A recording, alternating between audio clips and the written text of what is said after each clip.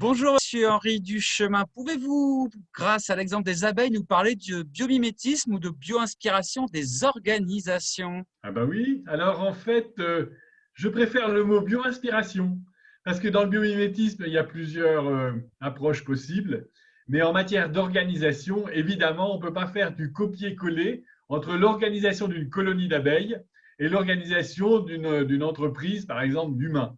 Donc, c'est plutôt de la bio-inspiration. Et à partir de là, ça veut dire qu'il faut comprendre les principes qui font fonctionner la colonie d'abeilles, la ruche, les abeilles à miel, et voir comment ces principes peuvent éclairer la manière de nous organiser dans nos entreprises en termes de management. Là, je vous donne quelques exemples. Il y a un principe qui est très important dans la ruche, dans la colonie d'abeilles, c'est la cohésion. Parce qu'en fait, il y a un système de biochimie qui garantit par un échange d'hormones, de phéromones, la cohésion et l'appartenance de chaque abeille à la même colonie autour de la reine. Et bien ça, c'est un facteur clé qui explique la puissance des abeilles. Parce que c'est parce qu'elles ont cette cohésion très forte, qu'elles ont de la solidarité, qu'elles développent une intelligence collective, qu'elles sont capables de développer des systèmes de communication interne très puissants. Et donc, ce principe de cohésion est un principe tout à fait utile à transposer dans une organisation humaine dont on sait bien qu'une organisation humaine, un groupe, une équipe, ne peut réussir que s'il a développé la cohésion entre ses membres. Et la cohésion, ça se construit.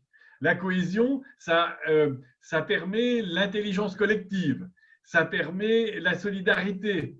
Et donc, le principe de cohésion est un principe qui fait réussir les abeilles dans la colonie. Et c'est un principe tout à fait nécessaire et utile à transposer dans l'organisation humaine ou dans l'entreprise. Et donc, c'est là tout l'art du biomimétisme et des organisations, c'est comment trouver les principes clés et comment se les approprier et les transformer, les transposer dans le monde humain.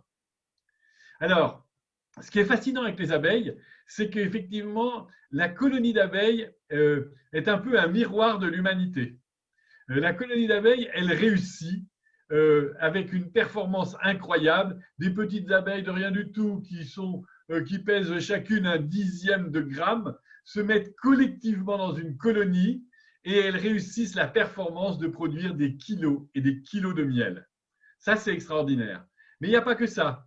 Il y a aussi un système de confiance et de relations et de communication et d'échange d'informations au sein de la ruche qui sont tout à fait exemplaires. Alors, on connaît la danse des abeilles, par exemple, mais il y a plein de choses très élaborées de la part des abeilles qui font qu'elles arrivent à créer un réseau d'informations utiles et opérationnelles qui génère, alors entre guillemets, parce que ce sont des abeilles, une sorte de confiance entre les acteurs de la même équipe. Et puis, je vous donnerai un autre exemple encore, c'est que les abeilles, elles ont ceci d'extraordinaire, c'est que non seulement elles réussissent à faire progresser leur propre société, puisque leur objectif, c'est de collecter du miel pendant la belle saison pour résister à l'hiver aux difficultés, au risque de famine de la mauvaise saison. Voilà.